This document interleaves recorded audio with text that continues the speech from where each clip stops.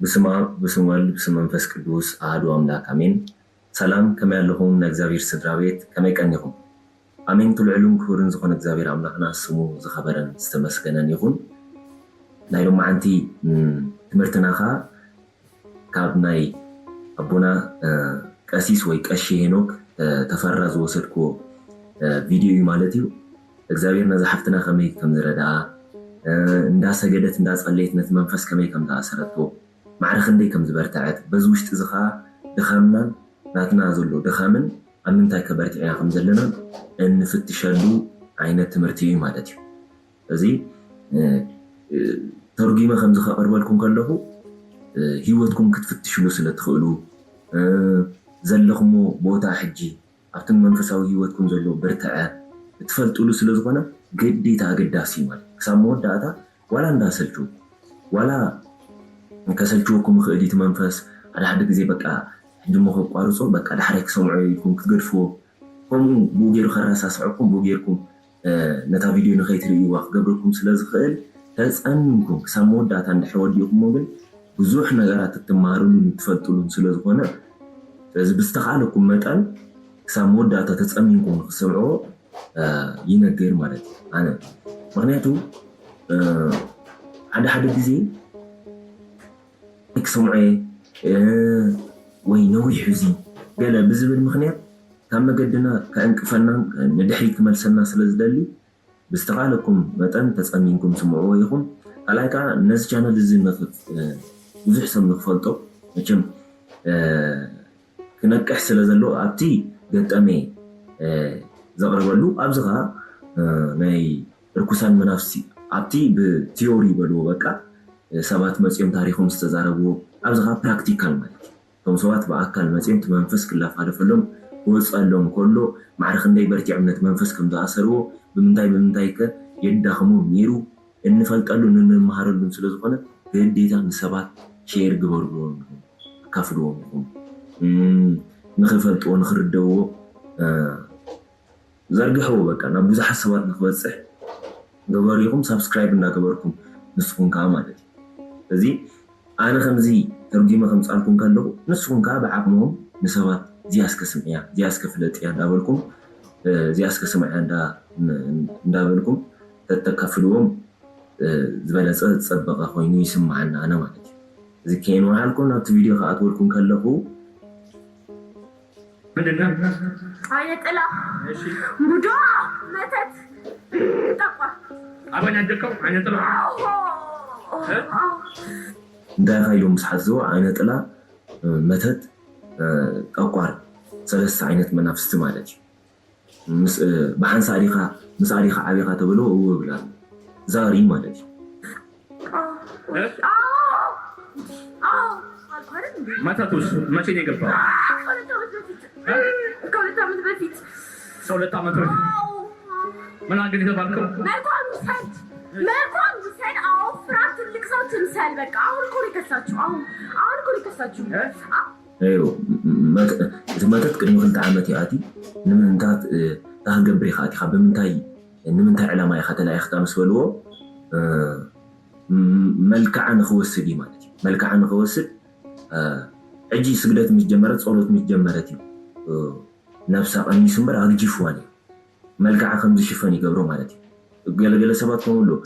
حدوش من فزعته من دحر قينو نورمال أنا هندبت عمي يجيشوا هندبت عمي يجيشوا مو زنبرم ملكعن فرجز أمن كم تأفي قبر بيجيشوا يحبها مالتي زنا بنت عرسب حدار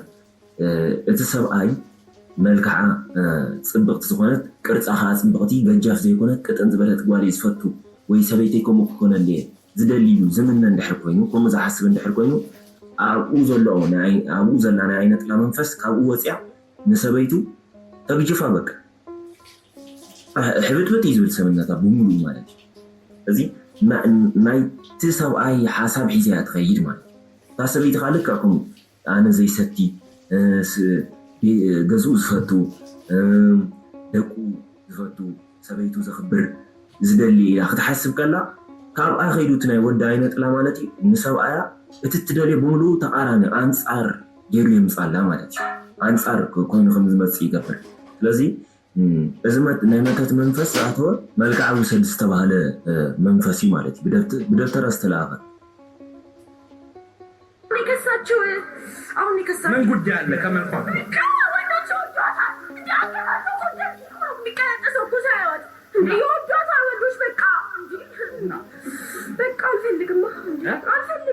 ያስቀናችሁ ለምን ያስቀናን ወሰን መልኳን ወሰን ማካሁን ዞር አድርግልኝ በእናትህ ለምን ይማራል ህዝቡ ለምን ይማራል የሞ ና ብዙሓት አወዳት ስለ ዝጥምትዋ መልክዓስ ጽብቕቲ ስለ ዝኾነት ብስጋ ልክዕ ከም መተት ዝገበሩላ ሰባት ንምንታይ ሪእዋ ንምንታይ ሰባት ይፈትዋ መልክዓዊ ሰብ ተባሂሉ ዝኣተወ መንፈስ ማለት ሰቡ መልክዕ እንኳን በመተት ይወሰድ አይኮን እንዶ ገንዘብና ዕድልና ግደፎሙ መልክዕና እንኳን መልክዕና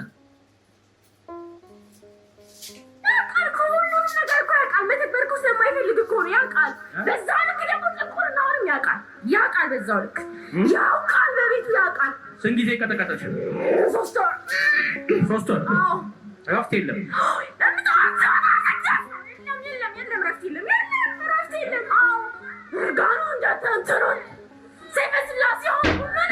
ሰብ ንባዕሉ እኮ ናይ ውሽጢ ይፈልጥ እዩ ምንታይ ኢኻ ሚስጢር ኣይተውፅእ ዘለካ እንዳበለ ክዛረብ ፀኒሑ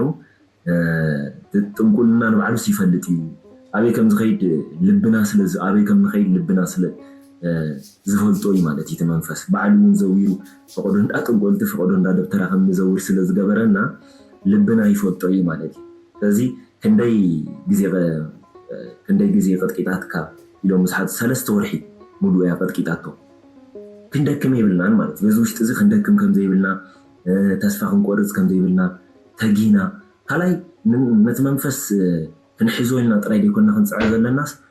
ንስላሴ ኣጋሳለም ናይ ኣምልኮት ስግደት ስለ ዝግብኦም ክንሰግድ ከም ዘለና ንነፍስና ክነእምኖ ኣለና እዚ ምስ እግዚኣብሔር መስመርና ምስ እግዚኣብሔር ዝተቀራረበ ንክኸውን መስመርና ምስ እግዚአብሔር ኮኔክሽን ንክህልዎ እንታይ ክንገብር ኣለና ክንሰግድ ክንጽልይ ኣለና እዚ ምስ እግዚአብሔር ንክንራኸብ ኢና ክንጽልይ ክንሰግድ ኣለና እምበር መንፈስ ክንሕዞ ወይ ክንኣስሮ ጥራይ ኢልና እውን ኣይኮነን ማለት እዩ በቃ ምስ እግዚአብሔር ዘራኽበኒ ኣነ ክጽልይ ከለኹ ክሰግድ ከለኹ ጸሎት ምስ እግዚአብሔር ዘራኽበኒ ክሰግድ ከለኹ ክጽልይ ከለኹ ክብርትዕ ከለኹ ኣምላኽ ንዓይ ምሕረቱን ቸርነቱን ረድኤቱን ዝልእኸለይ ግዜ በቃ ስለዚ ክሰግድ ኣለኒ ክጽልይ ኣለኒ ኢና ክንትስእል ኣለና እምበር ግዴታ ነቲ መንፈስ ክነኣስ ክእሰረልና እቲ መንፈስ ክትሓዘልና ሽዑ ምልክት ተዘይርኢና ክንደክም ማለት ዲ ከምኡ ይኮነን በርቲዕና ክንጽልየሉ ዘለና ንእግዚአብሔር ምስጋና ስለ ዝግብኦ ጥራይ በቃ ምስጋና ግዴታ ይግብኦ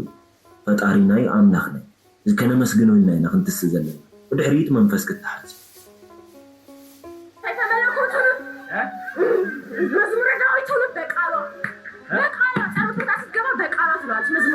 እዚህ ከመጣች ጀምሮ ጸሎትን ያወቀችው የጀመረችው አይደለም አመት ነው ግን በቃ ያኔ ሁሉም ቀንደሙ መቀንደሙ አለ ዘፈኑም አለ ሁሉም ነገር አለ ከዛ በ3 ወር በቃ እንደዚህ ያንበረከከችና ታቋርጠች ህፃን ገና 19 ዓመት ትዕቢተኛ መንፈስ ተቋር ባል ሓደገኛ ቤተሰብ ነናሕደዶም ብዝሙት ከም ዝወድቁ ዝገብሮም ከም ዝራኸብ ዝገብሮም ርክብ ከም ዝፍጽሙ ዝገብሮም ተቋር ባል መንፈሲ ኣምሰሉ በቃ ኣምሰሉ መንፈሳው እንዳምሰለ ግን ኣምሲል ነምበር በቲ ህይወት በትክክል ህይወት ንኸይን ነብሮን በተግባር በቲ ህይወት ንኸይን ሓልፍ ዝከላኸል መንፈሲ ማለት እዩ እዚ ሰይፈ መለኮት ሰይፈ ስላሴ እንዳጸለየት መዝሙር ዳዊት በቃላ ይዛቶ ናብ ጸሎት ቦታ ናብ ጽልይሉ ቦታ ተኣትኸላስ መዝሙር ዳዊት እንዳጸለየት ያታ ይዝብተን እዛ ኣነ ተቋር በዛ ንሽተይ ህፃን ዝኾነት ቆልዓ ተዋሪደ ይዝብተን ቆልዓ 19 ዓመት እዚ ደቂ 30 ደቂ 40 ኮይና ኣይ ኣነ ናብ እግዚአብሔር ዘቀርበልኩ ገና ይኽንብል ከለና ሕሰቡ ነፍስና እስክንውቀስ ንስሓቴ ቅዱስ ቁርባን ኣይቅበልኒ ያነ ገና እንዴደለኩ ገና ንሓጢያት ቆፀራ ምስ ሓጢያት ቆፀራ ማሓዝ ማለት እዩ ገና ዘይወዳእክዎ ነገር ኣለን ማለት ሓጢያት ዘይገበርክዎ ነገር ኣለን ማለት እዩ ከምኡ ማለት እዩ ትርጉሙ ነፍሲ ወከፍ ቃላት ትትርጎም እያ ማለት እዩ كندو علم خينا خلنا ندحريت نبل ندحر كوينا أبزح حفتنا ولا عسر شعت علم زلا إجابير كمي كم زردا الناس قدرت الناس قليت ندمنفس كمي كم عسرت تخنسمع خلنا نفسنا نوصلي نفسنا نوصلي أنس لكاسد برتيو ككندز درجاون يبصح أنا جن جنا يدلهم سلزي كتس كبارابر علني كسجل كسأللن أبزابير كقرب علنينا نفسنا نوصلي ما كم نورمال أين رأي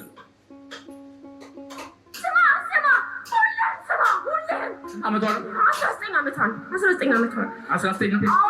ዓመቷን ነው ከማን ጋር ነው የምትጸልየው ቤት ውስጥ ብቻዋን ነው የምትጸልየው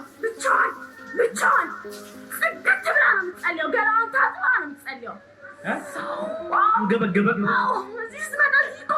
ገላችሁን ታጥባችሁ ነው ንጽህናችሁን ጠብቁ ማንም አይሰማም እንዲህ ቁጥር ያወጣልሃል ማይታጠበውን ህዝብ ማዚህ ሳቂ ቤት የምትመጣ ነው የሚመስለው ገላዋን ታጥባ ስትመጣ ንሽቷን ምስምስ ብላ ስትመጣ أو جزاك تصلي مسمانيات بينات تصلي خبزان مسمانيات تصلي له مسحته بينات تصلي له نفسها تحسب ياكو تصلي صريري لا ياكو تصلي نابزكم مسخ له نفسهم كي تحسبوا كزمسوا له نبت كريستيان مالتي سبو يبدعنا لك أنا هنا نجزابير كبرينا إجزابير نسوه نجاري زفتو لازم نفسنا تحسبنا صريري لا خنكيل كلنا سلازم خبرني إجزابير كاي خبرنا ندحر شلل ندحر كوينا እግዚአብሔር ካክሳብ ክብር እንህቦ ሱ ኢሊዝሪና ስለዚህ ንጽናና ዋላ ክንሕሉ ከም ዘለና ንማሃረሉ ማለት እዩ ንሳና ብዙ ክትመጽእ ከላ ሓጻጺባ ጸሪሪ ኢላ ሽቶ ድብለ ዘሎ ጫና ማለት እዩ ጫና ጌርያ ትመጽእ በቃ ነፍሳው ንባዕሉን እኮ ቤተ መቅደስ እዩ ናይ ነፍስ ወከፍ ሰብ ቤት አማናዊ ቤተ መቅደስ ሰቢ እንጻ ቤተ መቅደስ አለ አማናዊ ቤተ መቅደስ ግን ሰቢ ስለዚህ ንጽናናውን ክንሕሉ ከም ዘለና ማለት ነው ቤተክርስቲያን ክንከይድ ከለና ነፍስና ተሓጻጽና ክንከይድ ከም ዘለና ሰሙን ሙሉ 4 መዓልቲ 3 መዓልቲ ዝገበርናዮ አንት እሱሞ ዝረሰሐ እሱ ጌርና ክንከይድ ከም ዘይብልና ሓዱሽ ጽሪሪ ኢልና ክንከይድ ከም ዘለና ማለት ተኺልና ጻዕዳ ክዳን ተዘይ ኮይኑ ከዓ ኖርማል ግን ጽሩይ ክዳን ጌርና ለቤተ ክርስቲያን ክንከይድ ከም ዘለና ማለት በልከታ ጧትና ማታ አርጋኖ ጧት ጸልያል ከዛ ማታ የሚደገማል ሰይፈ ስላሴው ማታ ይደገማል ሰይፈ መለኮቱ አለ መዝሙር ዳዊት በቃሏ አስገባ በቃሏ ትለዋለች አይነተላ ምን አልካት በቃ ፍዝዝ የምታወራውን በቃ እንዳታውቅ ፍዝዝ አደረኳት ፍዝዝ ነው ያደረኳት ፍዝዝ እንዳይገባት ወሬ አይገባትም እድግ ዘግታ በቃ ትምህርት ላይ ምናምን አይገባትም በቃ በእናትህ ናይ ንጎ አርጋኑንያ ትጸሊ ናይ ምሸጥካ ሰይፈ መለኮት ሰይፈ ስላሴ መዝሙር ዳዊት በቃላ ሒዛቶ ናብ ጸሎት ቤት ክትኣቱ ከላ መዝሙር ዳዊት እንዳጸለየት ያ ተኣቱ ማለት እዩ ስለዚህ አይነ ጥላ እንታይ ኸጌርካ ምስ በሉ አቦና አፍዚ ዘያይዝ ዘሎ ትምህርት ትማሃሩ ከም ዘይ እርዶ የረያይዝ ዘሎ ስለዚህ አይነ ጥላ ኣብ ኣእምሮ ተቐሚጡ ብደገ ድመጽእ እንሪኦ ይኹን እንሰምዖ ገልቢጡ ይዘምጻልና ማለት እዩ ኣእምሮ ተቆጻጺሮ ማለት ከም ድሌቱ ዝዝውረና ዓቕሚ ኣለዎ ማለት እዩ ጉልበት ኣለዎ ማለት ኣእምሮ ያ ሒዝዎ አይምሮ ስለዚ ተቋጻጸረ ተማሃሩ ነገር ከም ዘይርዳአ ጊሩ ማለት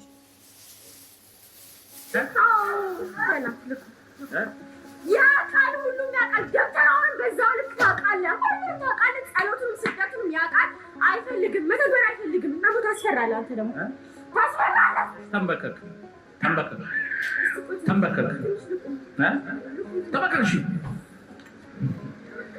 እሺ እናቷ እንጂ ጃግና ትልቅ ሰው ጋር እንዴ 32 ምናምን ዓመት እኮ ትልቅ ሰው አለች ጃግና የዓለም ጃግና ናት ጃግና እኔ መሰክርላታለሁ ጨርጭላታለሁ ትነግራታለች ወንድሟ ማለት ድንዝዝ ያለ ይነገራል አይሰማም በቃ አንድ ቀን ነው እሷ ነቅታ ቅጥቀጣ የጀመረችው አንድ ቀን ነው ነቅታ ቅጥቀጣ የጀመረችው ኧረ ድሮ እኮ ነው የምታውቀው እሷ አንድ ከ6 ዓመት በፊት ነው የምታውቀው ግን ልጅነትም ስላለ እኛም ስላለ አትቀጠቅጥም። ትንሽ ትሞክር ነበረ። ከዛ በቃ ትንሽ ትሞክር። በሶስት ወር በቀኝ አልክ። በሶስት ወር 10 ዓመት ሰግዶ ሰው አይወጣለትም። እዚ ታይ ማለት እዩ አዲያ ንፍዕትያ አዲያ ዋላ ትሰግድ ትጽሊ ሰብያ ኣነ እውን ይምስክረላ እሳ ትገብሮ ነገር ናይ ኣዲያ ትገብሮ ነገር እናበለ ይዛረብ እዚ ብሓንቲ ግዜ ቀጥቂጣ ኣዲያ እዚ ኩሉ ተጋሊፅካ ዘለካ እዚ ኩሉ ትልፍልፎ ዘለካ ኢሎም ሓትዎ ከለዉ ኣይ ቅድሚ 6 ዓመት እያ ትፈልጦ እዚ ትምህርቲ እዚ ግን በትሽዑ ግዜ ንሕና እውን ስለ ዘለና ኣይርዳእን ነይሩ ማለት እዩ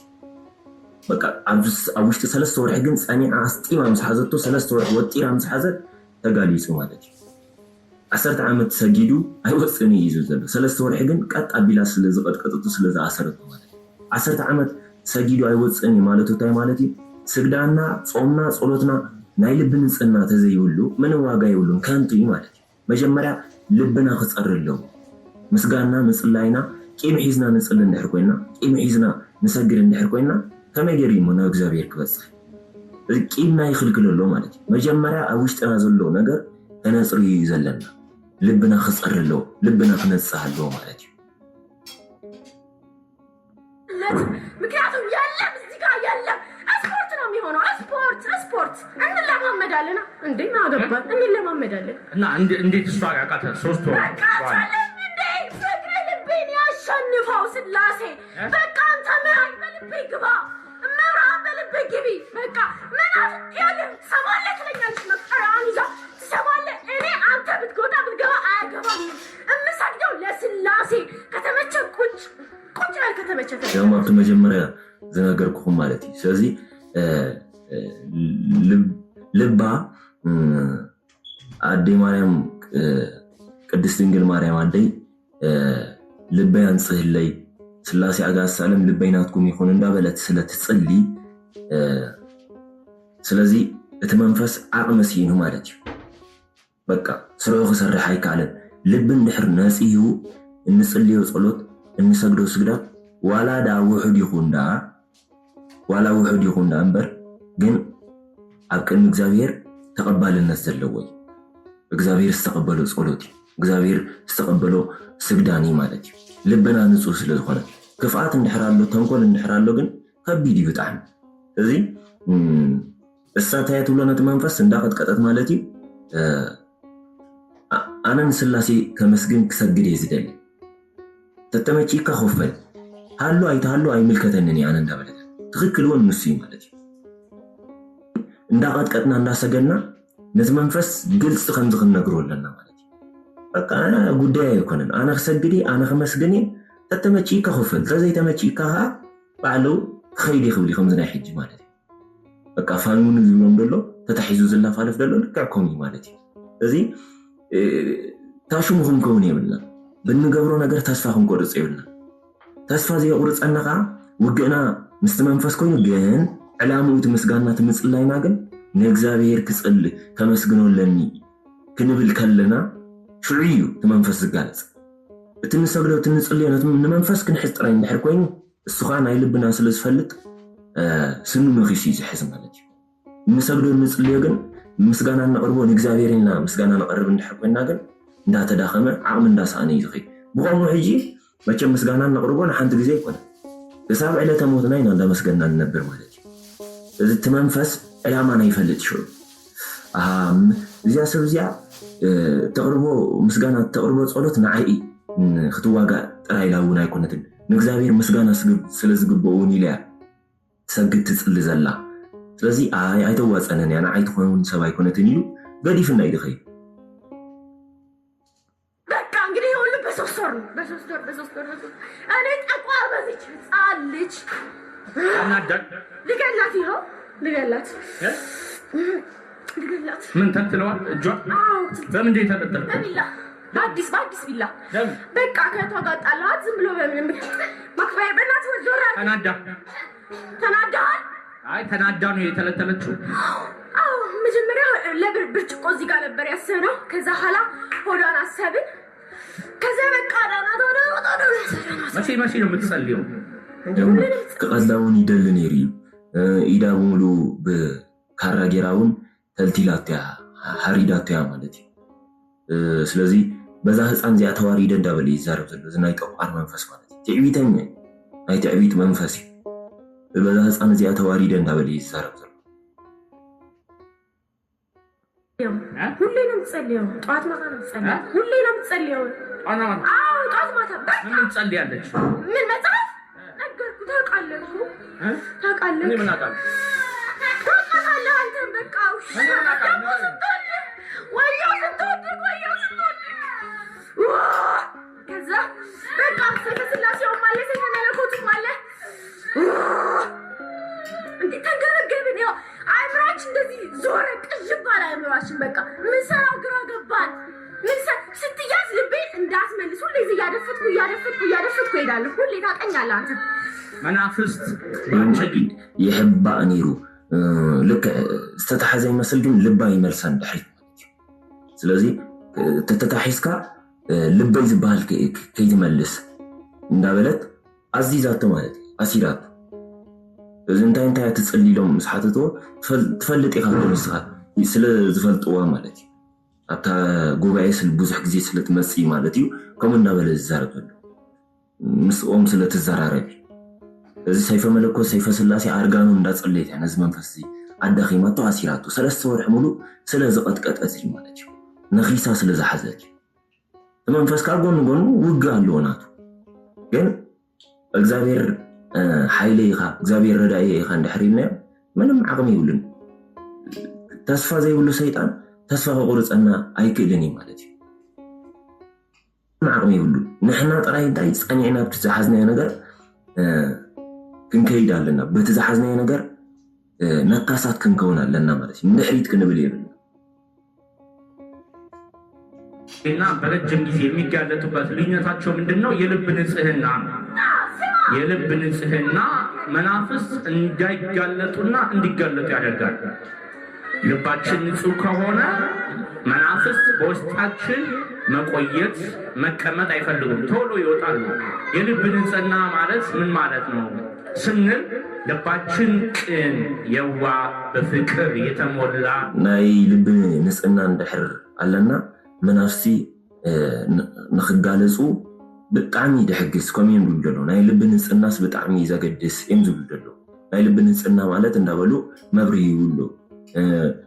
ለዋሃት ክንከውን ኣለና ቅንዕና ዘለና ኣብ ልዕሊ ሰባት ንባዕሉ ክፉእ ኣተሓሳስባ ምሻሎ ንምንታይ ከም ዝገርኒ ንምንታይ ከም ዝጋጢሙ ንምንታይ ሓሊፉሉ ዝብል ብውሽጥና ዝዓይነት ሓሳብ ብውሽጥና ዝዓይነት ኣተሓሳስባ ንኸይህሉ በቃ እግዚአብሔር ልበይ ያጽርየለይ ልበይ ጽሩይ ግበረለይ በቃ ኩሉ ይከኣለካ ኢና እግዚአብሔር ክንመሕፀን ኣለና ሰዎችን የምንወድ እግዚአብሔርን ከልባችን የምናምን እግዚአብሔርን የምንከተል እግዚአብሔርን የማንጠራጠር ወደዛ ወደዚህ በእምነት የማንወላውል ከሆነ እግዚአብሔርን ብቻ ምናምን የሚያምን ልብ ካለ ይሄ የልብ ንጽህና አለን ማለት ነው። ቂም የማንይዝ በቀነኛ የማንሆን ስንሆን ልባችን ንጹህ ሆነ ማለት ነው። ልባችን በእምነት የተሞላ እግዚአብሔርን በፍጹምነት ባለመጠራጠር ስናምነው ልባችን በንጽህና የተሞላ ሆነ ማለት ነው። የልብ ንጽህና ያለው ሰው እግዚአብሔርን ይመለከታል። እዚ ማለት ታይ ማለት እዩ ናይ ልቢ ንጽህና ዘለዎ ሰብ ቂም አይሕዘኒ ተንኮል አይሓስብኒ ካላይ ኣብ እምነቱ ጸኒዑ እግዚአብሔር ኣብ ህይወቱ ዝሰርሓሉ ነገር አይጠራጠርኒ በቃ እግዚአብሔር በትክክል ኣብ ህይወተይ ክሰርሕ ለውጥ ከምጻለይሉ ብፍጹም ልብ ዝኣምን ናይ ልብ ንጽህና ዘለዎ ሰብ ማለት እዩ። እዚ እምነቱ ንባዕሉ ናብቲ ኢሉ አይለዋውጥኒ በቃ ተጣራጣሪ ይከውንን ናይ ልብ ንጽህና ዘለዎ ሰብ ማለት እዩ። ሰባት ክርኢ ከሎ ብቁኑዕ ኣተሓሳስባን ብቁኑዕ ኣረኣያን እምበር ብኽፍኣት ብተንኮል ኣይኮነን ዝርዮም ናይ ልብ ንጽህና ዘለዎ ሰባት ወዲቆም ተሸጊሮም ክርኢ ከሎ ንሰባት ክሕግዝ እምበር ናይ ሰባት ውድቀቶም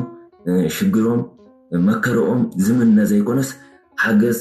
ንዖም ክሕግዞም ንዖም ክረድኦም ካብቲ ዘለዎ ሽግር ንኸውፅኦም ዝስዕር ሰብ እዚ ናይ ልብ ንጽህና ዘለዎ ማለት እዩ።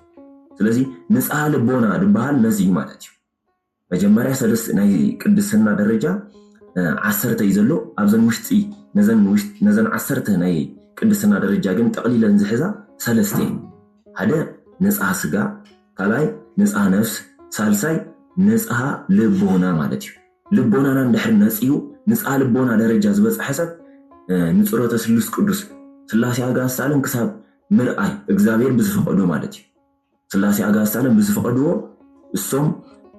ፈቃዶም ብዝኾነ ማለት እዩ ብናይ ስላሴ ኣጋሳልን ይግለጽሉ ማለት እዩ ስለዚ ማዕረኸ ክንዲ ደረጃ ይዝበጽሕ ሰብ ወን ክብርና ንሕና ይፈለጥና ኩላትና ብሓጢያት ብዝሙት ብዝተፈላለዩ ብጥንቆላ ብናይ ጣዖት ኣምልኾት ወዲቕና ኢና ክብሩ ሰብ ረሲዑ ነውርና ክብርና ይኾይኑ ክፍኣትና ክብርና ኮይኑ ተንኮልና ክብርና ኮይኑ ማለት እዩ ተለዊጡ ዲያብሎስ ቀይርዎ ማለት እዩ ንጽህና ያለው ሰው ከቅዱሳን ጋር ይነጋገራል የልብ ንጽህና ያለው ሰው ከበሽታ ከመናፍስትም ይፈወሳል በአንድ ቀን ተጠምቆ ሲጸልይ ሲሰግድ መዳን ይችላል ልባችን ቂመኛ ከሆነ ቅናተኛ ከሆነ መጥፎ አስተሳሰብ በልባችን ከያዘ መጥፎ አካሄድ በልባችን ላይ ካለ ያ ልባችን የቆሸሸ ስለሆነ ከልባችን ላይ አይወጣም አይጋለጥም ቢጋለጥንም አይለቅም ቢለቅም ተመልሶ ይገባል ለምን ተመልሶ ይገባል ያ ልብ በክፋት በመቀኝነት በተንኮል የተሞላ ስለሆነ ከልብ መውጣት አይፈልግም እዚ ማለት ዝብሎ እንታይ ማለት እዩ አደ ናይ ልቦና ልቡ ንጹህ ዝኾነ ሰብ ምስ ቅዱሳን ይዘራረብ እዩ ሕማም ዋላ ተለው ዋላ ብውሽጡ አጋንንት ዋላ ተለው በሓንቲ ግዜ ጸሎት ጸልይ በሓንቲ መዓልቲ ይድሕን ሓንቲ መዓልቲ ማይ ጸሎት ተሓጺቡ ይድሕን ናይ ልብ ንጽህና ስለዘለዎ ማለት እዩ ናይ ልብ ንጽህና ተዘየለ ተመንፈስ አይወጽኒ አይጋለጽኒ እንታይ ብውሽጢ ይዝሕባ በታ ናይ ልብና ክፍኣት ተቐሚጡ ይቆፍ ይብል ማለት እዩ ዋላ ተተጋለጸ አይወጽኒ ኢሉ ስም ይነክስ ማለት እዩ በቃ አይወጽኒ አይከይድኒ ካብ ይብል ዋላ ተወጸ ተመሊሽ ይዝመጽ ንምንታይ ተንኮልናን ክፍኣትናን ኣብ ውሽጥና ስለዘሎ ይስሕቦ ማለት ልክዕ ከም ማግኔት ማለት እዩ ንኣብነት ኩሉ ግዜ ጽቡቕ ኣተሓሳስባ ዘለዎ ቅኑዕ ኣተሓሳስባ ዘለዎ ናይ እግዚአብሔር መገዲ ክተል ዝደሊ ሰብ እንድሕር ኣለዎ ስለዚ እግዚአብሔር መንፈስ ቅዱስ ናብቲ መስመር ይእትዎ ማለት እዩ ናብቲ ዝደልየ መስመር ልክዕ ከምኡ ከዓ ብውሽጡ ተንኮል ክፉእ ሓሳብ ዘለዎ ከዓ ስሒቡ ዘምጻሉ መን ዲያብሎስ ይስሒቡ ዘምጻሉ ማለት እዩ እዚ ማግኔት እዩ ናይ ፖዚቲቭን ናይ ኔጌቲቭን ማግኔት ኣሎ ማለት እዩ ምናልባሽ ሳይንስ ርእሱ ዝኽኣለ ናቱ ቲዮሪ ክፈጥረሉ ይኽእል እዩ እግዚአብሔር ንኽብሉ የሕከሕፍሮም ይኽእል እምበር ይፈልጥዎ እዩ ምዝንባዕሉ ኸማነ ማለት እዩ ናይ ፖዚቲቭን ናይ ኔጌቲቭን ሓይሊ ማዕረ ክንደይ ኣብ ደቂ ሰባት ከም ዝሰርሕ ይፈልጥዎ እዩ እዚ ማለት እንታይ ማለት እዩ ፖዚቲቭን ኔጌቲቭን ኢሎም ሽምዳ ኣይሃብዎ እምበር ጽቡቕ ኣተሓሳስባ እንድሕር ኣለና እግዚአብሔር መንፈስ ቅዱስ ብሂወትና ከመይ ከም ዝሰርሕ ክፉእ ኣተሓሳስባት ኣለና ከዓ እቲ ዘለና ብውሽጥና ዘሎ ክፍኣት ተንኮልን ዲያብሎስ ከመይ ገይሩ ከም ዘከባብኖ መርኣይ እዩ ማለት እዩ ተቋርና አይነት ላይ የልብ ንጽህና ይፈልጋል እንዲወጣ የልብ ንጽህና የልብ መልካምነት የልብ የዋህነት የልብ ቅንነት የልብ እምነት ይፈልጋል እነዚህ ካደረገ ባጭር ጊዜ መንፈሱ ይወጣል ባጭር ጊዜ ምክንያቱም ያደርቅበት ቦታ አይኖርም እዚ ጠቋርን አይነት ላንድ ባህሉ መናፍስቲ ናይ ልብ ንጽህና ናይ ልብ ቅንዕና ቅኑዓት ክንከውን ሓቂ ዝኾነ ሓቂ ጌጋብ ዝኾነ ጌጋ ሓሶታብ ዝኾነ ሓሶት ኢልና ልብና ንጹህ ንኽኸውን እንድሕር ዘይፅዕርና ዞም መናፍስቲ እዚኦም ኣይወፅን እዮም እሱ እንድሕር ኣለና ግን ናይ ልቢ ቅንዕና እንድሕር ኣለና ግን እንጽልዮ ጸሎት እንሰግዶ ስግዳን ኣብ ቅድሚ እግዚአብሔር ተቐባልነት ዘለዎን ከም መናፍስቲ ከዓ ተቓፂሎም ንኽወፁ ዓብዪ ቦታ እዩ ዘለዎ ማለት እዩ ዓብዪ ነገር ይሰርሕ ኣብ ሂወትና እዚ ናይ ልቢ ንጽህና ማለት እዩ ልብና ክፍኣት እንድሕር ኣለዎ ከመይ ገይሩ ክወፅእ ዝኩሉ ሽግር ዝመጽእ ዘሎ ኣብ ምድሪ ሓበሻ እውን እኮ ልብና ክፉእ ስለ ዝኾነ እኳ ዲያብሎስ ቂመኛታት ነንሕድሕድና ብተንኮል ከም ንዳላለ ብተንኮል ከም ንጠማመት ስለ ዝገበረና እኳ ሓደ ንሓደ ይሕግዞኒ ሓደ ነቲ ሓደ ኣይረድኦኒ እንታይ ዳ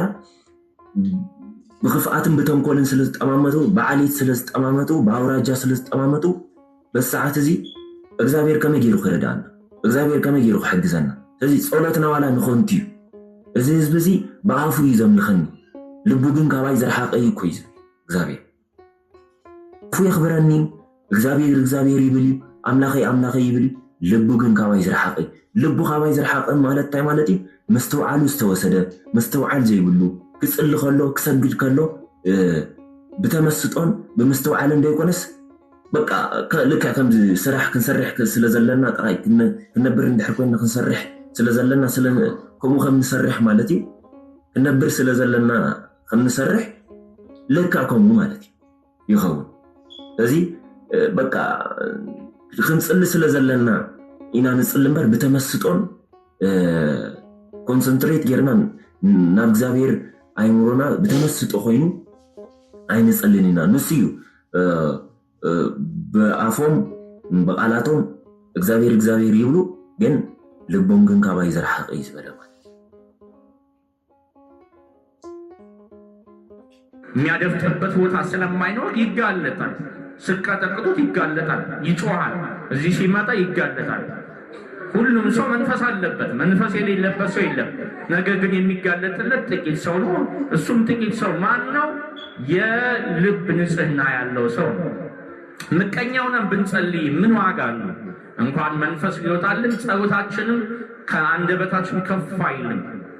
ምቀኞች ከሆነ ተንኮለኞች ከሆነ በልባችን መጥፎ ሐሳብ የምናስብ ከሆነ እና ሰዎች የምንንቅ ከሆነ ይሄ ድሃ ነው ካልን ድሃ ስለሆነ ገንዘብ የለውም ስላልን ብለን የምንንቅ ከሆነ ይቺ ሕፃን ነች፣ ይሄ ሕፃን ነው፣ ይሄ ምንም አይረባም የምንል ሰው ከሆነ ሽማግሌዎችን፣ እናቶችን፣ አባቶችን የምንንቅ የማናከብር ከሆነ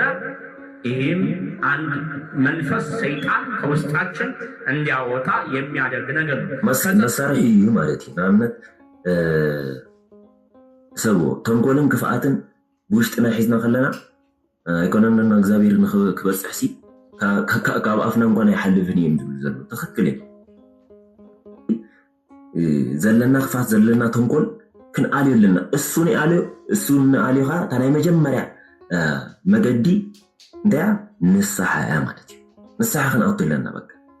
ንስሓ ኣቲና ንፅልዮ ጸሎት እዩ ናብ እግዚኣብሔር ዝበፅሕ። ንስሓ ኣቲና እንሰግዶ ስግዳን እዩ እግዚኣብሔር ዝቕበሎ። ንስሓ ኣቲና እንምፅውቶ ምፅዋት እዩ እግዚኣብሔር ዝቕበሎ ማለት እዩ። ክፍኣትን ተንኮልን ሒዝና ንምፅውት ኮይና ምንም ዋጋ የብሉ።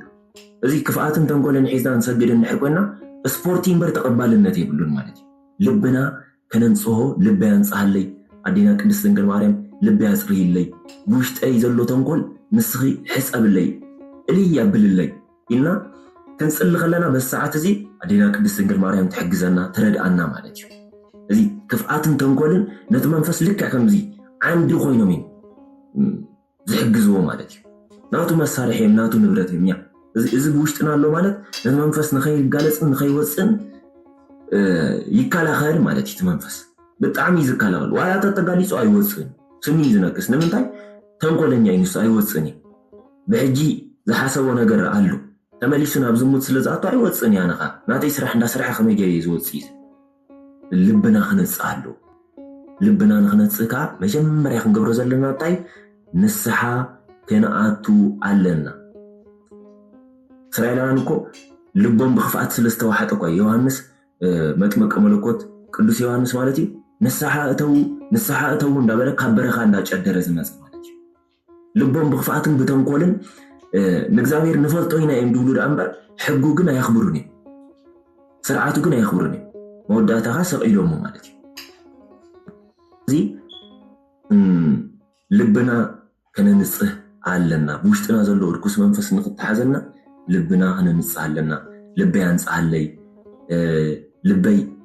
ጥዑይ ግበረለይ፣ ክፍኣት ንኸይሓስብ እግዚኣብሔር ቅዱስ መንፈስካ ጌርካ ልበይ ሓልወለይ እንዳበልና ክንፅልል ኣለና።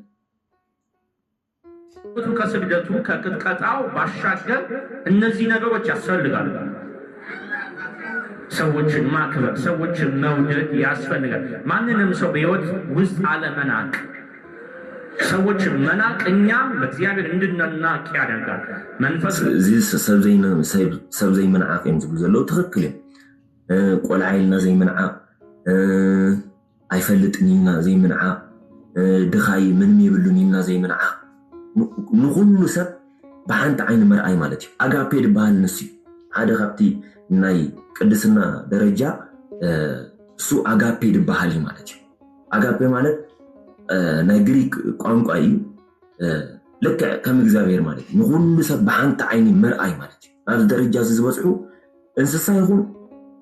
ሰብ ይኹን በአንተ አይኒ ይምዝሉ ንሁሉ ፈቃራት ዝሆኑ ማለት እዩ ስለዚህ ንሁሉ ሰብ በአንተ አይኒ ንኽንርኢ ክንጽዕር ኣለና ማለት እዩ ሕጊ እግዚአብሔር ንኽንኽብር ክንጽዕር ኣለና ማለት በዚ ሰዓት እዩ ምሕረትን ቸርነትን ረድኤትን ናይ እግዚአብሔር ዝመጸና ተዘይ ኮይኑ ሰባት ንንዕቕ እንድሕር ኮይና ንሕና ኣብ ቅድሚ እግዚአብሔር ዝተነዓቐ ኢና ንኸው ማርያ ሰባት ኣይኽበርና ነያ ሰባት ስለ ዘይኽበርና ሰባት ስለ ሪስፔክት ዘይንገብር እንድሕር ኮይና ኣብ ቅድሚ እግዚአብሔር ከዓ ንሕና ዝተነዓቕና ኢና ንኸው እዚ መጀመርያ እግዚአብሔር ክኽብረና እንደለ እንድሕር ኮይና መጀመርያ ኣብ ጥቓና ዘሎ ሓውና ነኽብር ኣብ ጥቓና ዘላ ሓፍትና ነኽብራ ስድራና ነኽብር እዚ እውን ካብተን 10 ሕግጋት ማለት እዩ ትእዛዛት ናይ እግዚአብሔር ኣቦኻን ኣዴኻን ኣኽብር ክብል ከሎ ኣቦናን ኣዴናን ጥራይ ኣይኮነን ኣብ ዙርያና ዘለው ሰባት ንባዕሎም ብዕድመ ዝዓብና ከነኽብሮምን ክንእዘዞምን ከም ዘለና መርአይ ማለት እዩ ውስጣችን እንዳንወጣ ያደርጋል እዚህ ስንመጣ ሙሉ ለሙሉ መቀየር አለብን ልባችን መቀየር አለበት ማንነታችን መቀየር አለበት ሁለት ልብ ይዘን ሁለት ማንነት ይዘን እዛ ጋር ጣዖቱን እዛ ጋር ጥንቆላውን እዚህ ጋር ደግሞ እግዚአብሔርን እያልን እንመጣ ከሆነ እዚያ ጋር ስንመጣ ከቤት የተጠራጠርን እስኪ ልሞክረው ጸበሩን እስኪ ሄጄ እስኪ ደግሞ አልሆነልኝም እስኪ ደግሞ እሱን ልሞክረው እያልን ለሙከራ የምንመጣ ከሆነ አንድንም የሚጠራጠር ልብ ካለ እዚህ መተን ተንኮል የምናስብ ከሆነ ግምገማ ከጀመርን መጥፎ አስተሳሰብና አመለካከት ካለን አይሆንም አይለቅም መንፈስ ከውስጣችን ያደፈጠው መንፈስ አይወጣም አሁን አድፍጦ ነው ብንጠመቅም ስለማይጮህ የለብኝም ማለት የለብንም ስላደፈጠ ነው እዚ ታይ ማለት እዩ ኣብ ክልተ ቦታ ኣይንዋሳዮም ዝብዘሉ በዚ ጥንቆላ በዚ ኸ እግዚአብሔር እዚ ክልተ ነገር ኮይና ተጠራጠርቲ ኮይና ምናልባሽ ይተሓዝዶ ይኸውን ናብ ማይ ጮሎት ከይደ ዝመንፈስ ዝግን ኣብ ውሽጠይ ዘሎ ከምዚ ኢልና ተጠራጠርና መንፈስ ኣይተሓዝን ተጠራጠርቲ ክንከውን የብልና ብንጹህ ልቢ ንኽልተ ዘይተኸፈለ ልቢ ሒዝና ክንከይድ ኣለና ንኽልተ ዝተኸፈለ እንድሕር ኮይኑ ነቲ መንፈስ ሙቹ በቃ እዚ ንዕዩ ድሕግዞ ማለት እዩ ተዛር መገዲ ተሓሳብና ነቲ መንፈስ ዝሕግዝ እዩ ስለዚ እቲ መንፈስ ንኸይወፅእ ነኺሱ ንኽሕዝን እዩ ዝገብር 50-50 ሲያደርጋችሁ እናንተ አታውቁትም 50-50 አድርጎ እንደገና ምልስ ይላል መውጣት ስለማይፈልግ መውጣት ከፈለገም አንዲ ለምን ይወጣል ከተቃጠለ እኔ አልፈልጋትም መውጣት እፈልጋለሁ ለምን ነው የሚወጣው አሁን ባለፈው ሰሞን አልወጣም ቆያለሁ ብሎ ነበር በደንብ ተቀጥቀለ በደንብ አሽታ አንተ ለምን ነው የምትወጣው ተባለ ያው ለምን ይወጣል ለምን የሷ ትጋት ስላለ ተግታለች እዚህ ጉባኤው ከተጀመረ ጀምሮ የጀመረችው ተጋት ወይወጣ የዋዞች ቅን ስለሆነ እናቷ በቀደም ዳነች ዛሬ ደግሞ ያው ልጅቷ እየዳነች ያለው ይህ እንግዲህ የህይወት ምሳሌ ከብዙ እንማረሉ እንርዳሉ ትምህርት ይዚ ዝገርም ይበጣም ስለዚህ ልክ ከምዚ ጮሎት ተሓፂብኩም ትመንፈስ ተዘይ ተላፋሊፉ አይ የብለይን ጥራይ ክንብልስ ኣይንኽእልና ይብል ምክንያቱ ብውሽጢ ስለ ዝተሓበየ ማለት እንድሕር በርቲዕና እንድሕር ሰጊና እንድሕር ፀሊና እንድሕር ቀጥቂጥናዮ ግን እንድሕር ኣዳኺምናዮ ግን ከምዛ ናይዛ ሓፍትና ለሚኒ ዝወፅእ ማለት እዩ ኣፋን በቃ ከይደሊኣነ ምንም ኣይጠቕመንን እያ እዚኣ ንዓይ ትኸውን ኣይኮነትን እንዳበለ እዩ ዝኸይድ መዓስ ምስ በርታዕናን ንሕና ምስ ተባራበርና ምስ ሰገና ምስ ፀለና ምስ ተጋህና ማለት ትጋት ይሓትት እዩ ድኻም ይሓትት ሰው ኢሉ ከምዚ ብሓንቲ ግዜ ከምዚ ኣልዕል ኣቢሎም ዘውፅኦ መንፈስ ኣይኮነን ማለት እዩ ድኻም ይሓትት እዩ ካባ ንሕና ክንደክም ኣለና ክንሰግድ ኣለና ክንፀውም ኣለና ብንስሓ ብፍፁም ንስሓ ናብ እግዚአብሔር ክንቀርብ ኣለና ቅዱስ ቁርባን ክንቅበል ኣለና ሽዑ ዝዳኸም ማለት እዩ ሽዑ በቃ ኣይትኾነን እዛ ሰብ እዚኣ أنا خيد دلي أيكونن من السبزي أنا خيد دلي بقى تواريده إيديه بيلوز خيد شري مالتي لذي كلمة سمون أي كيدني إلونيرو ترجيها كأتكيتاتو أسيراتو حجها يفعلون ولا لو مالتي خيدي بقى إيديه بيلو تام من عرمي يقولون مالتي كساب معاسي كساب نحنا نبرتعي جواكنا نحر برتعنا عرمون لا تداخل مثل زغي شعو سراويت حيزو تقاراني في زفان ولا مالتي ويتاي بزي باي ولا حد تخسر حيت تقولنيكم الكا اخامو بزي باي خانه ولا حد تخبر ايكلني سلازي حايل كونن ولبت كونن برتع كونن خنبل كلنا زلنا دليتن لእግዚአብሔር حليفنا سلنهب زلنا بالساعات زي እግዚአብሔር كاي يحجزنا እግዚአብሔር كاي يردانا كل ጊዜ ታጊና ክንጽልህም ዘለና ኢና ንማሃረሉ ማለት እዚ ማይጮሎት ከና ማይጮሎት መስተሓፀና ኣብ ኣካላትና ዝኾነ ምልክት ተዘይ ሪኢና በቃ أنا طعي يبلين ولا حنتي شجر يبلين كل بلاين حبي يا دلنا لذي ما يقولوا كأنه محس أمنا نبعلو نصحة آتينا ما يقولوا تنحزة زبالة سعيد نمنتاي بوشتنا زحاز لا زجبرني يزغل مخفات نكاهن نجينا تنازيزنا كأننا تواهبنا نحس أكلنا نصحة خياتنا نحس أكلنا ببين نصحة آتينا نحس أكلنا ديابلوس حزوه خسنا يزو زنبر فاي قدوس روفائيل انفتو ملأخ مالك منتيلو ناب حاوي زيتو مالك يقاصلو مالك نصحات نخون مالك نصحان انت تقبر نحدث دنجل تقبرو دنجل تقبرو ግን በስጋ ድንግል تقبرو ማለት አይቆነን በነፍሲ ነፍሱ ድንግል تقبرا ማለት ንስሐ እንማራለን ከሰዎች እንማራለን እኔ እዚህ እማገለግላችሁ እዚህ እንድትድኑ መመክራችሁ ማስተምራችሁ እኔ ራሴ ስለዳንኩኝ ራሴ እንድትጸልዩ ስገዱ ቀጥቅጡ ምራችሁ እኔ ስላደረኩት ነው እኔ ስለተቀየርኩበት ነው እኔ እዚህ ቆምኩት ካህን ስለሆንኩ አይደለም ቄስ ስለሆንኩ አይደለም የማገለግለው በእግዚአብሔር ኃይልና ሸርነት ያምልኮ ህይወት ስላለኝ ሌላ ምንም ማለት ያምልኮ ህይወቱን የሚቀይረው ያምልኮ ህይወት እንታይም ዘሎ እዚ ከምዚ ፍሪወር ኣለኩም ኣነ እውን ዘገልግለኩም ዘለኹ ንኽትመሃሩ ንኽትፈልጥዎ እዩ እዮም ዝብሉ ዘለዉ ስለዚ ኣነ ስገዱ ጸልይ ዝብለኩም ኣነን ባዕለይ ሰጊደ ጸልይ ዝመፀሎም ለውጢ ኣብ ህይወቶም ዝረኣይዎ ነገር እዮም ዝዛረቡ ዘሎ ብተግባር ዝነበሩ ህይወት ማለት እዩ ስለዚ ካህን ስለ ዝኾንኩ ይኮንኩን እንታይ ደኣ ናይ ኣምልኾት ህይወት ስለ ዘለኒ ብእግዚአብሔር ምሕረትን ቸርነትን ኣብዚ ጠጠው ኢለ ንዓኹም ከ የገልግለኩም ኣለኹ ኢሎም ይዛረቡሎ ማለት እዩ ትኽክል እዩ ስለዚ ማንም ሰብ ነፍሱ ከይድሓነ ንኻልእ ከድሕን ኣይክእልን ነፍሱ ከይሓገዘ ንኻልእ ክሕግዝ ኣይክእልን እዚ መጀመርያ ንሕና ጠጠው ምስ በልና ኢና ንኻልኦት ሰባት ክንሕግዝ ንኽእል ማለት እዩ እንድትቀየሩ ያደርጋችኋል ስትድኑ መዳናችሁ ይገባችኋል ሌላው ሰው እንዲድን ታደርጋላችሁ ካዳናችሁ መዳናችሁ ይገባችኋል ጌታችን ኢየሱስ ክርስቶስ ግን እንደተነሳ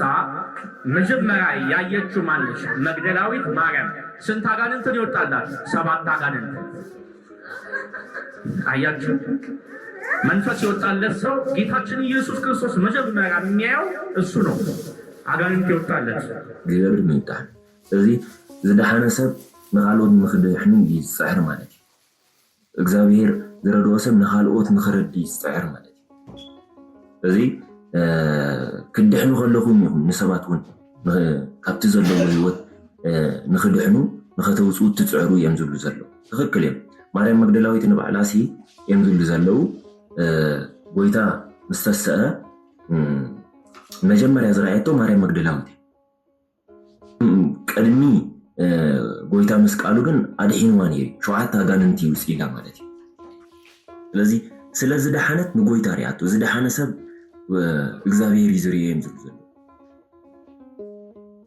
በቃ እስከ መጨረሻው ከክርስቶስ ጋር ይኖራል እስከ መጨረሻው ስንድን መዳናችን ይገባናል ሁልጊዜም ካዳነን ጋር እንኖራለን የሚያድን ኢየሱስ ክርስቶስ ነው ዛር አያድን ጠንቋይ አያድን ደብተራ አያድን መተተኛ አያድን ዘረኝነት አያድን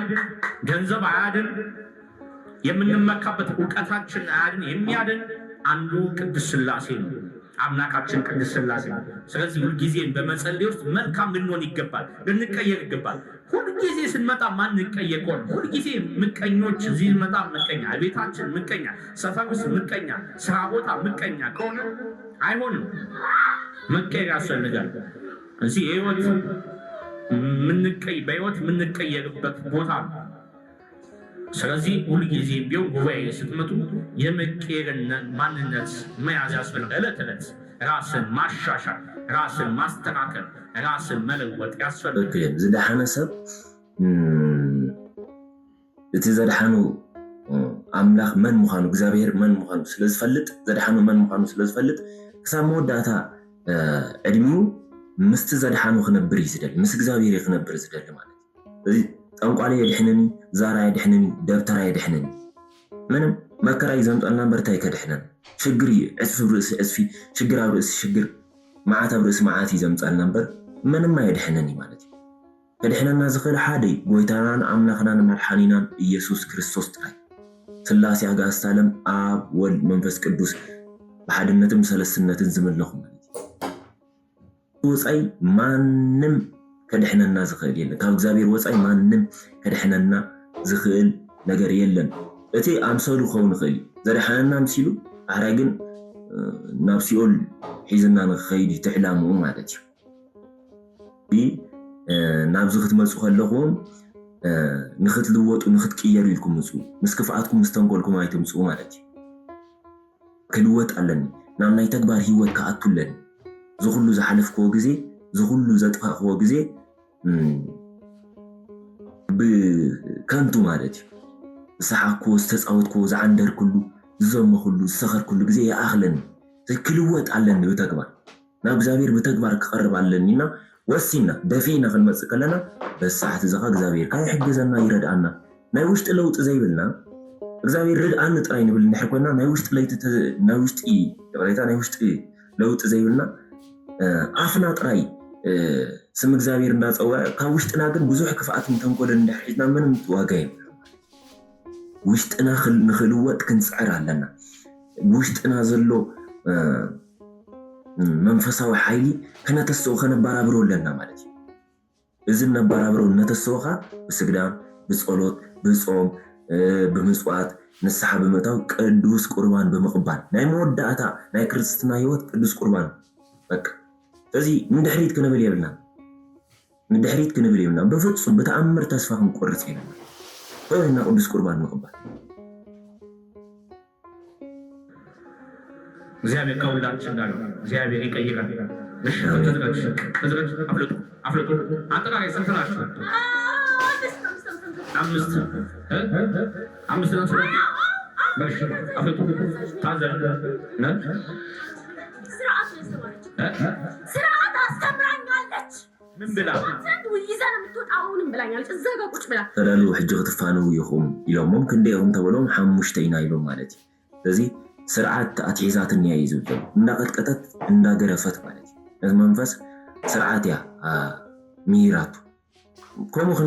ስርዓት ከነትሕዞ ንኽእል ኢና። ንኣብነት ሕጂ ገለገለ ሰባት ልክዕ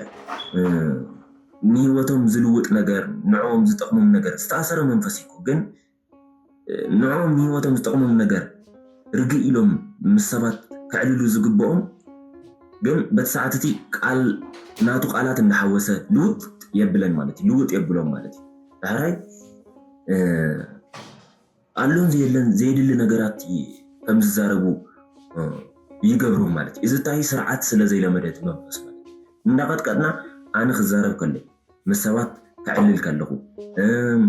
ኣብ ፀሎት ክፅሊ ከለኹ ኣብ መንጎ ዝበሃል ከይተኣቱ ምንም ጉዳይ ይብልካ ናብዚ ሥላሴ ኣጋዕዝተ ዓለም ይገስጹኻ ይእሰሩኻ ኢልና ኣዚዝና ኢና ክንወፅእ ዘለና ህይወትና ክንነብር ዘለና። ፀሊና ንጎ ኣዚዝና ኢና ናብ ስራሕና ክንከይድ ዘለና። ስራሕ እውን ክንደሊ ከለና ካባይ ወፂኻ ኣብቲ ስራሕ ዝሓተሉ ቦታ ከይድካ ሽግር ንኸይትፈጥር ቅዱስ ሚካኤል ይእሰርካ፣ ቅዱስ ገብርኤል ይእሰርካ ኢልና ኣሲርናዮ ተዘይከየድና ስርዓት ተዘየልሚናዮ ኣብ ኩሉ እንዳኣተው ኣብትን ኣብትን ጠውሎቕ እናበለ ብዙሕ ሽግር ይዝፈጥረና ማለት። እዚ ስርዓት ከነትሕዞ ከም ዘለና እዩ ኣብዚ ንሪኦ ዘለና ማለት ምስ ክስቶ ክዕልል እየ ሕጂ ምስ ኣሞይ ክዕልል እየ ምስ ኣቦይ ክዕልል እየ ምስ ኣደይ ክዕልል እየ ምስ ቤተሰበይ ክዕልል እየ ኣብ መንጎ እንዳኣተኻ ሓሳበይ ከይተባላሹ ቃላተይ ከይተባላሹ እግዚአብሔር ይገስጽካ እግዚአብሔር ይእሰርካ እዝዘካ ኣለኹ ኣነ ብሓይሊ ይኮንኩ ዝዘካ ኣለኹ እግዚአብሔር ሓይሊ ዝዘካ ዘለኹ እግዚአብሔር ይእሰርካልና ገሲጽና ኢና ዝኾነ ነገር ክንገብር ዘለና እምበር ምሳና ኮይኑ ተቐሚጡ ቃላትና እንዳወጠ የባላሹ ስርዓት ከነላምዶልና ንኽእል ስርዓቱን ይዘህ ማንንም ሰው እንዳትሳደብ እዚህ የመጀመሪያ ጊዜ የቀጠቀጠሽ ነው ስርዓት ያስተማረ አንተ መውጠሪያ ነጥሳለሁ በቃ ትሳረጋለህ ወንድሟን አስነሳለሁ እንጂ ስላሴ ገስጽ ነው በሀሳብ አስመጣበት አርጋኑን አቁማ ቅጥቅጥ አርጋኑን አቁማ ቅጥቅጥ ታደርገኛለች ደግሞ እሱ ማለት ስርዓት አላሚዳት ያ በቃ ስርዓቱ ክጻረፍ ከም ዘይብሉ ጸሎትና ጸለይት ክፉ ሐሳብ ከም ጻላ ከሎ አርጋኑና ጸለይት ክፉ ሐሳብ ተምጽላ አርጋኑን ጸሎት ገብሮ ነረት ጠጠዋ ቢላ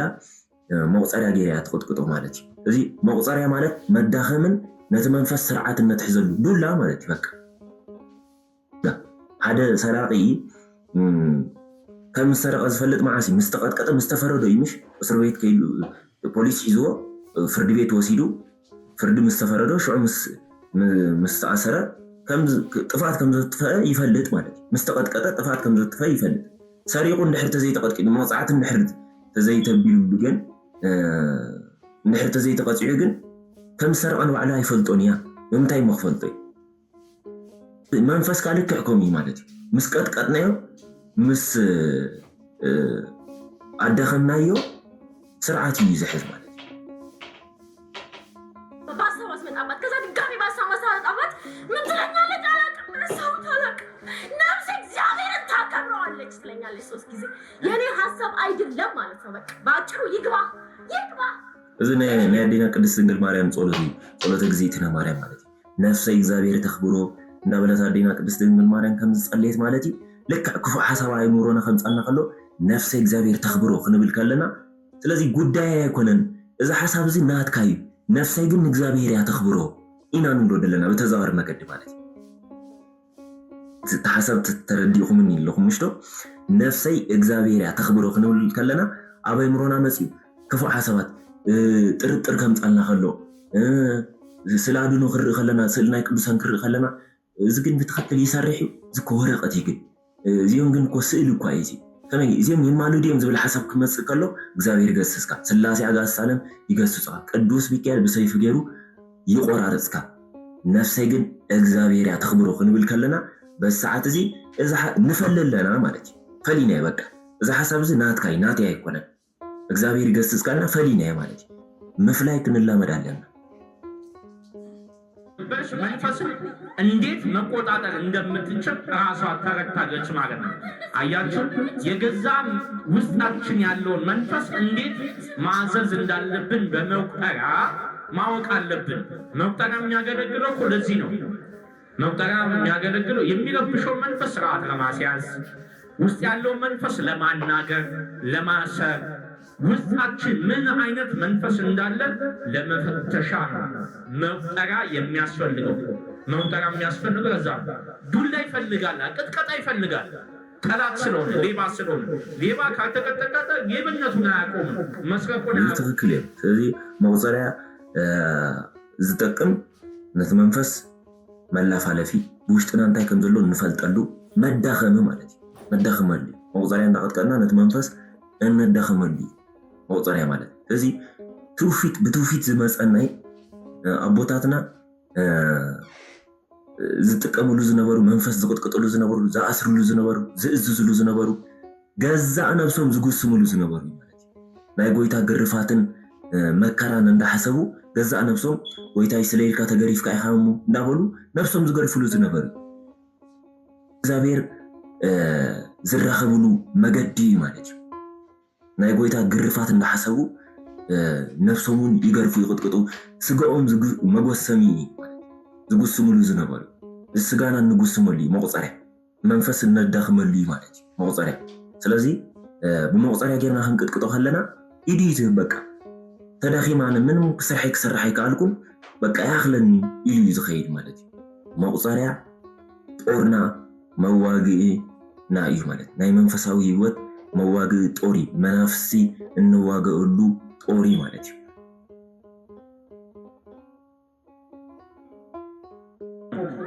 ገዛን እኮ ፍርድ ቤት ቆሞ ጌባት ተፈርዶበት ወደ እስር ቤትና ቅጣት የሚከናነበው ገዛ ነው። ስለዚህ ዱላ ይፈልጋል። ገዛን እኮ ጸበል ለሱ ዱላ ነው፣ መቀጥቀጫ ነው። ጸበል መስቀል መቀጥቀጫ ዱላ ነው ለሱ። መቁጠሪያ መቀጥቀጫ ዱላ ነው ለሱ። ጸሎት ለሱ ማቃቂያ ነው፣ ዱላ ነው። ስግደት ለሱ መደምሰሻ ነው፣ ዱላ ነው። ዱላ ይፈልጋል። ቅዱሳን መላእክት በእሳት ሰይፋቸው የሚቀጠቅጡት ተቀጥቅጦ ስለሚያዝ ተቀጥቅጦ ስለሚደክም ነው። ጸሎት ልክ መቁጠሪያ ዱላ እዩ ማለት ነው። መንፈስ እነዳኽመሉ እዩ ማለት እዩ። በትሪ እነዳኽመሉ ንቅጥቀጠሉ ስጋና ስርዓት እነትሕዘሉ ነቲ መንፈስ ስርዓት እነትሕዘሉ እዩ ማለት እዩ። ቅዱሳን መላእክት እውን መለኮታዊ ሰይፊ እሳታዊ ሰይፊ ሒዞም ነቲ መንፈስ ቀጥቂጦም አዳኺሞም እዩ ዝኣስርዎ ማለት እዩ። ራእየ ዮሃንስ ምዕራፍ 12 ንባዕሉ ዲያብሎስ ሰራዊቱን ምስ ቅዱስ ሚካኤል ከም ዝተዋገ ምስ መላእክት ከም ዝተዋገ ብሓደ ግን ከም ዘይከኣሎም ከም ዝቀጥቀጥዎን ከም ዝኣሰርዎን ከም ዘዳኽምዎን ከም ዝቀጥቀጥዎን ቀጥቂጦም ገሪፎም እዮም ኣውሪዶሞ ማለት እዩ ታሕቲ። ስለዚ ምቅጥቃጥ ምግራፍ ካብ መኒና ተማሂርናዮ ማለት እዩ ካብ መላእክት ማለት እዩ። መጀመርያ እውን ንሱ ጥፋት ሰሪሑ ክወድቕ ከሎ ተቀጥቂጡ ተገሪፉ ይወድዩ።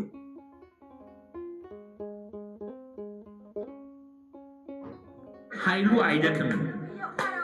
አጋንንቱ ስለሆነ ማለት ነው። ስለዚህ ሁሉ ጊዜ መቀጥቀጥ ያስፈልጋል። ጠዋትና ማታ ከመውጣታችን ጸልየን ሰግደን እግዚአብሔርን አመስግነን አምልከን ከዛ በኋላ ደግሞ ጠላታችንን ቀጥቅጠን እንወጣለን። ስንገባም ያማልል ነው። ቀላል እኮ የህይወት ነገር ነው። በጣም ቀላል በቃ ይሄ ነው ያምልኮ ህይወት። ሌላው ይቀር ብቻ ንጎ ሰጊና ጸሊና ቀጥቂጥና ንሕወፂና ምሸትካ ኹም ሰጊና ጸሊና ንቅጥቅጥ ማለት እዩ። መቁፀሪያ ግዴታ እዩ ዘለና ማለት እዩ። ነቲ መንፈስ መዳኸሚ ጉልበቱ ዘለዎ ዓቅምን ሓይልን ዘዳኽመና መቁፀሪያ ስግደት፣ ጾም፣ ጸሎት፣ ምጽዋት፣ ንስሓ፣ ቅዱስ ቁርባን ምቕባል እዩ ማለት እዩ። እዚ ኣብ ህይወትና ዕለታዊ ናብራ ክንገብሮ ኣለና። ሓንቲ ግዜ ጅምር ኣቢልና ንገድፎ ጉዳይ ኣይኮነን፣ ዕለታዊ ናብራ። ምክንያቱ ዲያብሎስ ንዓና ንኸይወድቕ ንቑሕ ድውልው ኩሉ ግዜ ምንም ስርሑ ዝበሃል ጠጠው የብልን። ኣብ ነፍሲ ወከፍ ማይክሮሰከንድ ንኸውድቐና ድልው ይሱ እውን እኮ ቅዱስ ጴጥሮስ ሰይጣን ዲያብሎስ ኣብ ዙርያኹም ከም ዝዋሰም አንበሳ ይዘውር ኣሎ ዙርያኹም ከቢብኩም እዩ ዘሎ ዝበለኮ ነዚ እኮ እዚ ከም ዝዋሰም አንበሳ እዩ ዙርያና ዘሎ ውሕጠና ማለት እዩ። ንሸይ ደካማ ጎን እንድሕረኺብና በታ ደካማ ጎን ኣትዩ ንኸውድቐና ማለት እዩ። ስለዚ ንቑሓትን ድልዋትን ኮይና ንቑሑ ድልዋትካ ኹን ኣስተውዕሉ ዝተባሃለና እውን ብኸምኡ እዩ ማለት እዩ። ንቑሓትን ድልዋት ኮይና ብትግሃት ብጸሎት ጠጠው ክንብል ኣለና። ስለዚ ኮይኑ ፈተንኡ ቀሊል ነገር ኣይኮነን። መይስና ናብ ሓጢኣት ንኣቱ፣ መይስና ናብ ዝነበርናዮ ንምለስ፣ ፈቐዶ ናይት ክለባት ንዘውር፣ መይስና ናብ ናይ ዝሙት ህይወት ንኣቱ ቀስ ብቀስ ሪኹሞ በታ ንእሽተይ ብኮ ኣትዩ ከመይ ከም ኣዳኺሙ ነይሱ ናብ ዓለም ይመልሰና ማለት እዩ። ናብኡ ንኸይመልሰና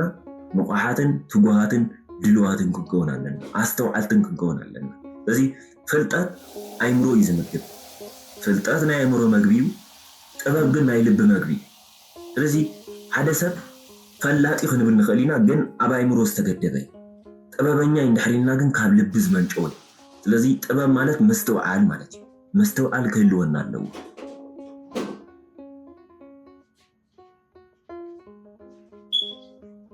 አንድ ቀን አልፋትም ስግደት ጠዋትም ማታ አንድ ቀን በቃ ቢደክማት ራሱ ስግድ አድርጋ ነው የምትተኛው። በቃ እናቷ ምክር በዚህ ጆሮዬ ደነቆረ። የባሰች እናቷ የባሰች ናት። በቃ ቅዱስ ቁርባኑ ስግደቱ መቁጠሪያው 16 ዓመቷ ነው ጸሎት ከጀመረች። ደግሞ ታውቃታለህ ትቧን አስቆርጣ ምናምን ዩቲዩብ ላይ አለ እያት ገብተህ ማታ ለሱ ልካልታለች። ለአቤል የሚባለው እዚህ አስተባባሪው ልካልታለች እና በቃ አርጎ ያው ዋላ ተደኺምዋ ሰጊዳ ያትድቅስ በቃ ስግዳን ከተቋርጥ ስለዘይ ብላ ሰጊዳ ያትድቅስ ዋላ ደኺምዋ ተተባለ ማለት ንጎን ምሸትን ኩሉ ግዜ ትሰግድ ማለት እዩ ኣድያ ዋላ ንባዕሉ ንፈእትያ ሰግድ ትጸሊ ቅዱስ ቁርባን ዝተቐበለት ኣድያ ክትነቀሽ 6 ዓመት ኮይኑዋሎ እዩ ዝብል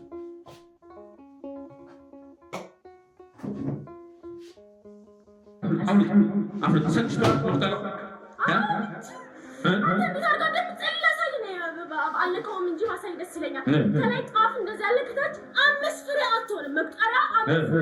እያመማት ቅጥል እያረጋት ቅጥል በቃ እዚህ ጋር ስለቆሰለ ማለት ነው ቅጥል እያረጋት እዚህ ጋር ትመታለች አሁን እዚህ ጋር ጭንቅላቷ ትንሽ ፈንድቶባታል መቁጠሪያ ማለት ነው እና በቃ ጫካው ደርሽ እጁ ገለ በቅድስት ሥላሴ ስም በጌታችን በኢየሱስ ክርስቶስ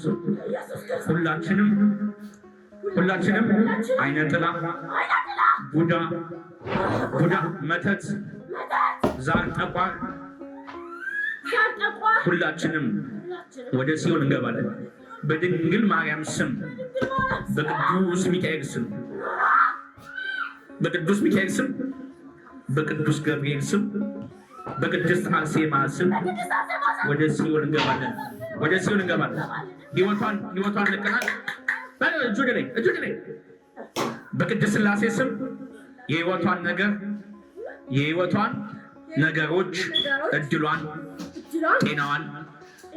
ግጅነቷን ዘመኗን ለቀን ወደ ሲኦል ገብተን እንታሰራለን በእርሷ 3 ጊዜ ትወጣ በአብ ወልድ መንፈስ ውጣ በኢየሱስ ክርስቶስ እንዳትደርስባት ውጣ እግዚአብሔር ይመስገን መድኃኒዓለም ኢየሱስ ክርስቶስ ይገሥጻችሁ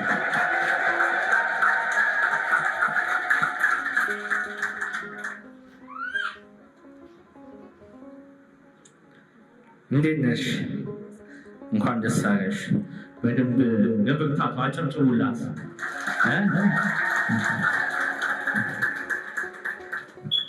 በሶስት ወር ትምህርቱን እየተከታተለች እየጸለየች እየሰገደች እየቀጠቀጠች ነው ያሸነፈችው። እንደ አይነት ብርታት ህይወት የሚያስፈልገው እንደ አይነት ትጋት በሰለስቱ ወር እንዳሰገደት እንዳጸለየት ጉባኤ ትምህርት እናተከታተለት ነዚ መንፈስ እዚ ሲዕራቱ ስለዚ ከምዚ ዓይነት ትጋት ከምዚ ዓይነት ብርታዒ ንመንፈሳዊ ህይወት ዘድሊ ዘገድስ እዮም ዝብሉ ዘለዉ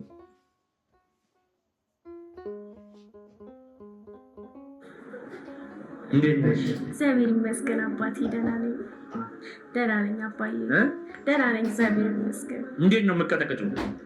አዎ አባቴ በቃ ያመመኝም እቺ ቆሰለች ህዋ አውሲልዋይ መውፀሪያ ክትቀጥቅጥ አንዱ ይዝዛረቦ ነበረ መውፀሪያ ከምዚ ጌራ እኮ ያተቀጥቅጠኒ ስለዘቃፅለኒ እምበር መርኣኻ ከማን ነይረ እንዳበለ ዝዛረብ ነበረ እሱ ህዋ ቁስሊ ስለዘለዋ እሱ እንኳን ኮለ ያተቀጥቀጥ ርእሳውን መውፀሪያ ትብል ከላ يحمي مغنيت قصيل على ርእሳውን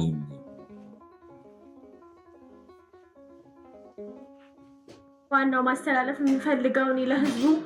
በቃ መናፍስት እንዲወጣልን ብለን አይደለም መስገድ መቀጥቀጥ ያለብን ለስላሴዎች ምስጋና ክብር ስለሚገባው ብቻ ነው መስገድ ያለብን የዛን ሰዓት ደግሞ ራሱ መናፍስቱ ሰልችቶት ይወጣልና በቃ ህዝቤ ይዳን ነው ምለው ንቁ ነው ምለው አባዬ እግዚአብሔር ይስጥልኝ አመሰግናለሁ በጣም ተባረኪ እግዚአብሔር ይባርክሽ እግዚአብሔር ይቀድስሽ ተባረኪ እግዚአብሔር ይመስገን በዚህ ታያቱ ጸኒሐ መናፍስት ክወፅና ጥራይ ዘይኮነስ ንእግዚአብሔር ምስጋና ስለዝግበው እዩ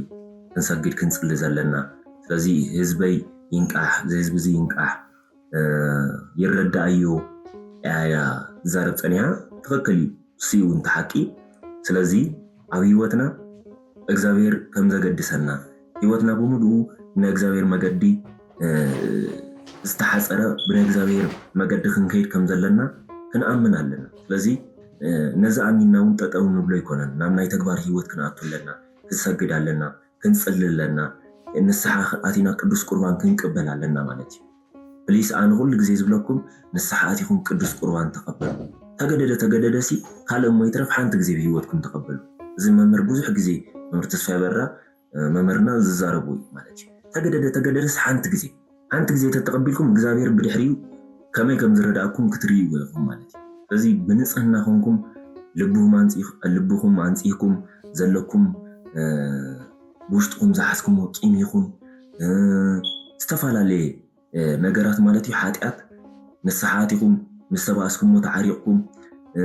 ንዝخرኩም ቂም ንዝሓዝኩም ሰብ ይቅረ ተባሂልኩም መንስሓት ሓጺኩም ቅዱስ ቁርባን ተቀበሉ ስለዚ እሱን ድሕር ጌርና ይናውን ናይ ዘላለም ህይወት ክንወርስ ንኽእል እምበር ብዘይቡ ምንም ክንገብር ኣይንኽእል ወላሓንቲ ክንገብር ኣይንኽእል ስለዚ ምስጋድ ምጽላይ ዓገዛናት እንድሕር ተንበርኪኽና እቲ መንፈስ ይዝዋረድ ኣይሰግድን ኢሉ ካብ ሰማይ ዝወደቀ መንፈስ ስለዝኾነ ኣብ ውሽጥና ኣቲ ንሕና ክንሰግድ ከለና ከዓ ተቃጽለ ተዋሪደ በቃ ኸይድ ይዝብል ንምንታይ ካብ ሰማይ ክመጽእ ከሎ ዋላ ንባዕሉ ኣይሰግድን ኢሉ ዝተዋረደሉ ምክንያት እኮ ስለዚ ምስጋድ ስለዝኣበይ ኣነ ኣምላኽኩም ስለዝበለኳይ ብትዕቢት ስለዝተወጠረ እዚ ብትዕቢት ተወጢሩ ካብ ሰማይ ዝወደቀ እርኩስ መንፈስ ማለት እዩ ኣብ ውሽጥና ኣቲኻ ሕጂ ብትዕቢት ሕቢጥና ኣሎ ማለት እዩ ንስሓ ንኸይንኣቱ ብትዕቢት ኣይ ኣነ እንታይ ጌረ ንስሓ ዝኣቱ ኣነ እንታይ ስለዝኾንከ እንታይ ሕምኒ ማይ ጮሎት ዝሕፀብ እንታይ ሽግር ስለዘለኒ ዝብል ሰብ ምሽ ኣሎ ባይዘይ ማይ ጮሎት ምሕፃብ ዘይፈቱ ሰብ ናይ ቡዳ መንፈስ ዘለዎ ሰብ ብናይ ቡዳ መንፈስ ዝተተሓዘ ሰብ ማይ ጮሎት ምሕፃብ ኣይፈቱ ስለዚ ናይ መስተፋቅር ዝተገበረሎም ሰባት ዋላ ማይ ጮሎት ምሕፃብ ኣይፈቱ ተዛሪ እርኩስ መንፈስ ማይ ጮሎት ዘይፈቱ ስለዚ ዛሪ ይኹን መስተፋቅር ይኹን መተት ይኹን ብዘይገድስ ማይ ጮሎት ክንሕፀብ ኣይንደልን ግን ብዝተፈለየ መልክዕካ ናይ ቡዳ መንፈስን ናይ መስተፋቅርን መንፈስን ማይ ጮሎት ንኸይንሕፀብ ብጣዕሚ እዮም ዝጥንቀቁ ምስጢሮም ንኸይጋለጥ ማለት ብጣዕሚ እዮም ዝጥንቀቁሞ ስለዚ ማይ ጮሎት እንዳተሓፀብና እንዳሰገድና እንዳጸልና እንዳበርታዕና ውሽጥና ዘሎ መንፈስ ተኣሲርና ንኽፋነወልና ንኹላትና እግዚአብሔር ይሓግዘና እግዚአብሔር ይርዳእና ብቅዱሳን መላእክቲ ገይሩ ብውሽጥና ዝዋገአና ርኩስ መንፈስ ይእሰረልና ኣዴና ቅድስት ድንግል ማርያም በአማላድነታ ብጸሎታ በረኸታን ጸጋን ምስኩላትና ይኹን ኣይፈለየና ናይ ኩሎም ቅዱሳን በረኸቶምን ጸጎምን እግዚአብሔር ከም ዝሃቦም ከም ማዕርጎም ከም ቃል ኪዳን እግዚአብሔር ከም ዝሃቦም ቃል ኪዳኖም ይደግፉና ይሓግዙና ይርዱና ማለት እዩ ስለዚ ኣብ መወዳእታ ክብለኩም ዝደሊ ግን እዚ ቪድዮ እዚ ቻነል እዚ ንኽዓቢ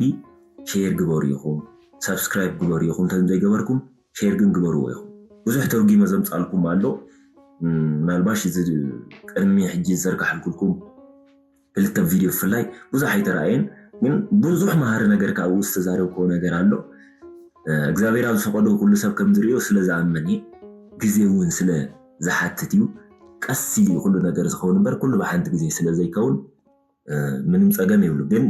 ሓላፍነትኩም ክትገብርዎ ዘለኩም ንስኹም ግበሩ ንኽብለኩም ኢለ ከዘኻኽረኩም ኢለ እምበር ዘይርዳእኩም ኮይኑ እውን ኣይኮነን ደጋጊምኹም ኢለ ዝዛረበኩም ማለት እዩ ትፈልጥዎ ነገር ይርዳእኩም ማለት እዩ እሞ ናይ ሎማዓንቲ ትምህርትና ነዚ ይመስል ነይሩ ወስብሐት ለእግዚአብሔር ወለወላዲቱ ድንግል ወለመስቀሉ ክቡር ሰላም ኩኑ